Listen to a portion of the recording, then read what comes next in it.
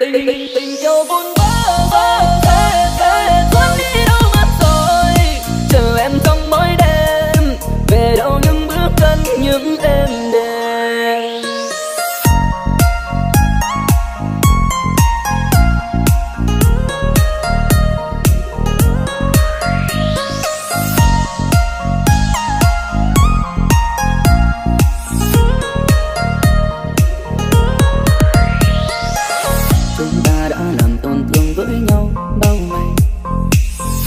Sai chẳng còn là chuyện để ta tranh luận.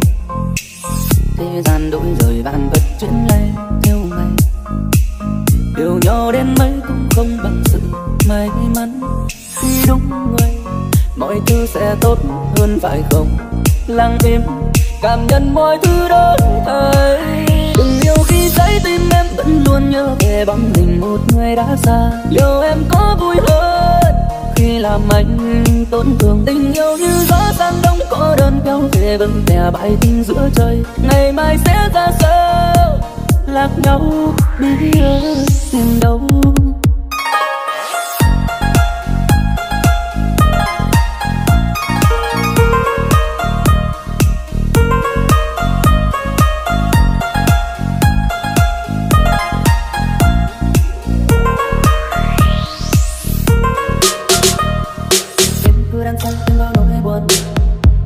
Chẳng níu giữ em ăn sâu trong ánh mắt. Em cứ mang theo bao tiếng cười để anh chơi với giữa muôn người buồn vương trong những câu hát anh ngờ.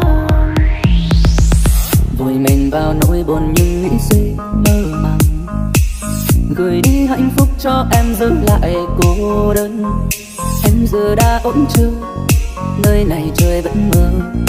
Phải quên đi mà sao cứ nhớ tới em.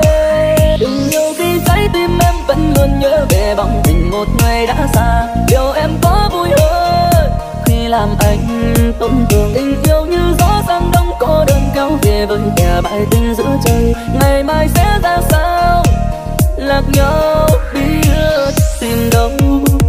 Đừng yêu khi trái tim em vẫn luôn nhớ về bóng hình một người đã xa. Liệu em có vui hơn vì làm anh tổn thương? Tình yêu buồn bã rồi, thế rồi, cuốn đi đâu mất rồi, chờ em trong mỗi đêm, về đâu những bước chân những em.